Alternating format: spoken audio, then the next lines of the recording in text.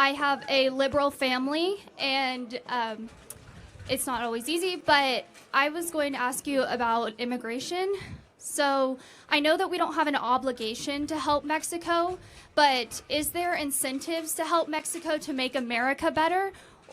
And if so, what policies that we can support that would help that?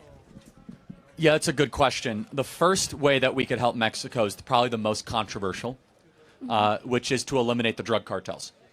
And that is very controversial because that would take military action. And President Trump has played around with this idea. I have no idea what he's going to do. Mexico is basically controlled by 9 families, and most importantly, the Sinaloa drug cartel, which you guys might think that that's a foreign, distant problem.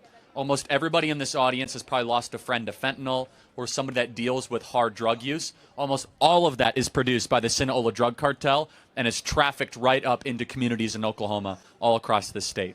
So the best way we could help Mexico is not through giving them money or just cash. We've given them hundreds of billions of dollars over the last 30 years. The best thing I think we could do is targeted military strikes against the Sinaloa drug cartel and liberate them from their current captivity. Secondly, though, they're actively hurting our country.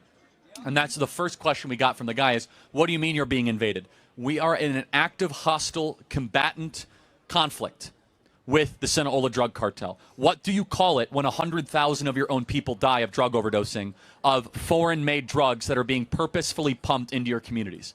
That's a poisoning of the country.